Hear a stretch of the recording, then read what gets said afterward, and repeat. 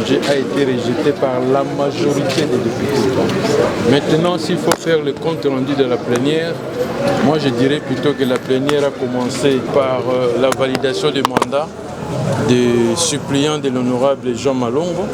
Comme vous savez que quand il y a un député qui prend une fonction incompatible avec celle de député, il est censé se faire remplacer par son suppléant. Ce qui a été fait aujourd'hui.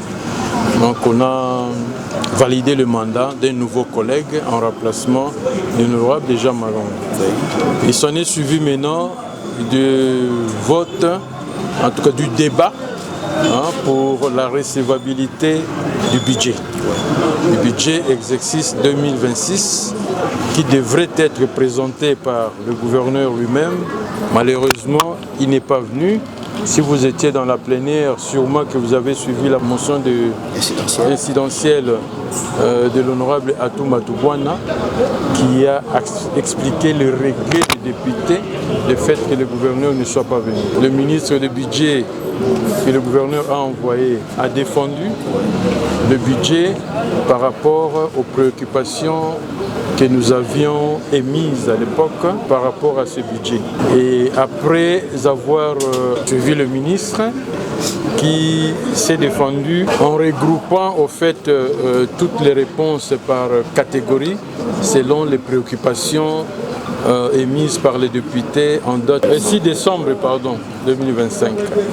Il a commencé par les indicateurs du cadrage macroéconomique et il a parlé de la reconduction des différents projets et puis de la problématique de budget annexe. Il nous a expliqué aussi ce que c'est les recettes exceptionnelles et puis du déséquilibre du présent projet de dit budgétaire.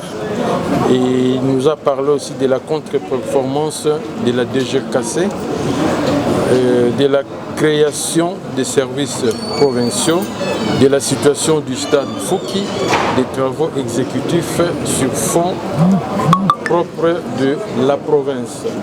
Voilà comment il a répondu en regroupant toutes ces réponses par catégorie selon les préoccupations qui étaient émises par les députés provinciaux, je le répète, en date du 6 décembre. Partant de là, les députés, dans leur majorité, ont décidé de ne pas recevoir ce budget par un vote de 20 voix sur 10 présents dans la plénière aujourd'hui.